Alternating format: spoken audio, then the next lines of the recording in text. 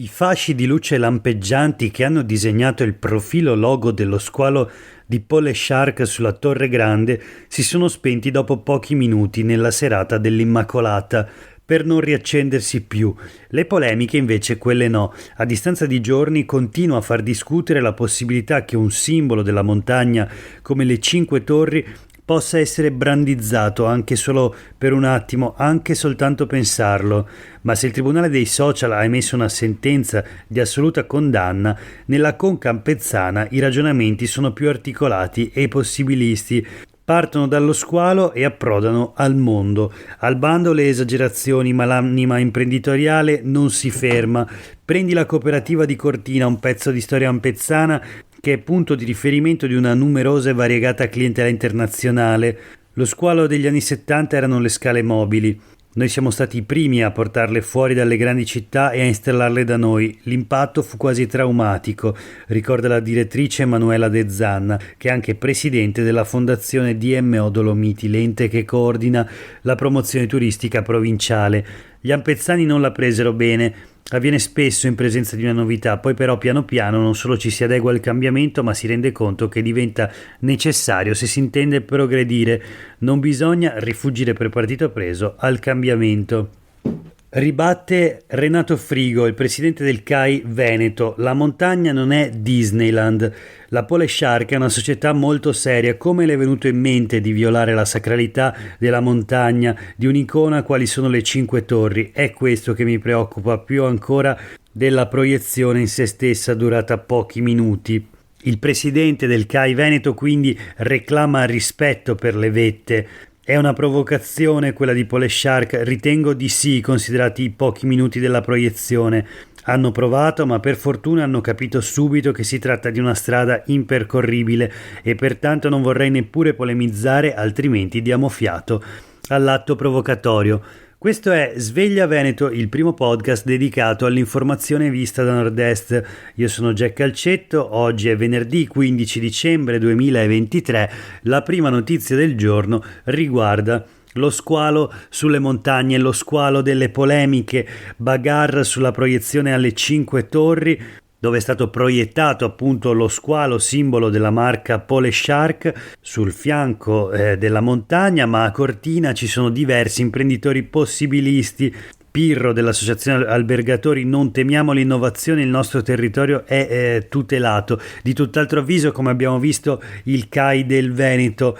I soci del CAI sono 63.000 nella nostra regione, rappresentano il popolo della montagna che esige il massimo rispetto di tutte le terre alte, dice il presidente del CAI regionale. Rispetto quindi per tutte le cime, non solo per quelle più iconiche. Non c'è più il senso del limite, aggiunge Frigo. D'altra parte, dopo aver visto cartelloni pubblicitari giganteschi appesi a chiese e campanili, possiamo immaginare che non scappi qualche videata su una parete di montagna.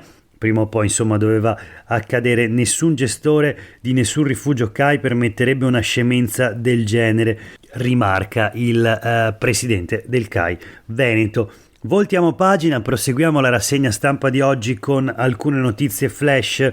Lasciamo quindi i quotidiani del gruppo NEM, dove l'articolo sullo squalo delle polemiche, questo è il titolo, era di Gianluca De Rosa. Ci spostiamo sulle pagine del Corriere del Veneto per parlare di dispersione scolastica.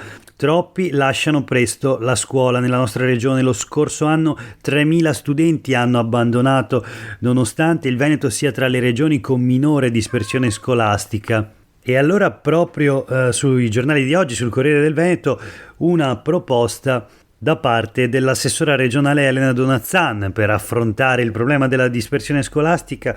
Quale sarà la soluzione se gli studenti abbandonano prima della conclusione del ciclo di studi? Ebbene, potrà sembrare incredibile, ma la proposta è quella di accorciare il ciclo di studi, la sua durata. Ciclo di 4 anni, Veneto apripista, dice Donazzan. Negli istituti professionali siamo pronti alla riforma. L'articolo è di Alice Deste, appunto sulle pagine del Corriere del Veneto, per chi volesse approfondire questa proposta, diciamo dell'assessora regionale all'istruzione per un problema che invece è ovviamente molto grave, quello degli studenti, 3.000 quest'anno soltanto in Veneto, che hanno abbandonato gli studi, la dispersione scolastica, insomma, in crescita anche nella nostra regione. Voltiamo pagina. La terza corsia della A4 nel tratto maledetto, come viene chiamato, della Venezia Trieste, la questione quindi delle infrastrutture a nord-est. Siamo sulle pagine dei quotidiani del gruppo NEM. Trappola A4, il cantiere Lumaca, i sindaci in rivolta dopo l'ennesima vittima, il sindaco di Cessalto addirittura è pronto a dimettersi. La questione è: qual è? Terza corsia, lavori infiniti, un progetto che ha 24 anni e che finirà forse nel 2030. L'idea dell'allargamento risale infatti al 1999. Nel 2010 la prima ruspa per il completamento fra San Donà e Portogruaro, si parla del 2027, poi mancherà la Palmanova Villesse. Insomma, tantissimo tempo per realizzare questa terza corsia. Nel frattempo l'emergenza ormai è diventata ordinaria, dice il sindaco di Cessalto. Altri 2 incidenti gravi anche ieri.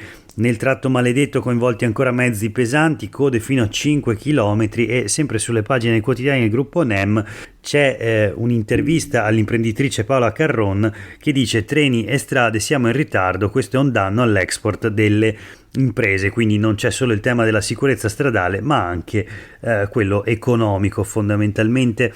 Chiudiamo con le ultime 2 notizie flash, questa rassegna stampa di oggi. Veneto, Forza Italia contro tutti, vacilla l'unità a centrodestra, quindi la politica regionale. Sulle pagine del Gazzettino l'articolo di Paolo Calin. La campagna acquisti di Flavio Tosi, coordinatore regionale di Forza Italia.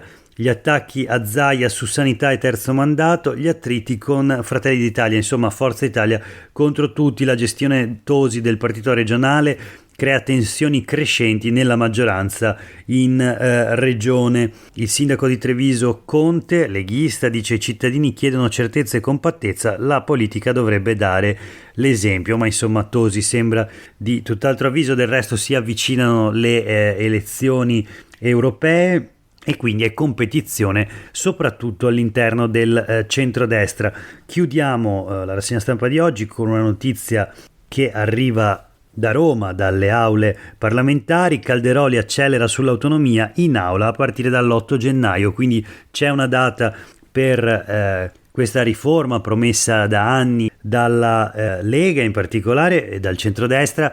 L'8 gennaio comincia il dibattito parlamentare sull'autonomia.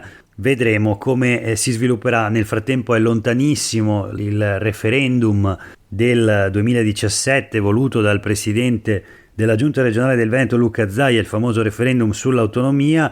Sono lontane anche le proposte, i contenuti di quel referendum, con la richiesta di trattenere il residuo fiscale nel territorio e tutta una serie di altre competenze. Il testo in discussione in Parlamento è già molto diverso da quella richiesta. Vedremo come sarà poi la legge approvata.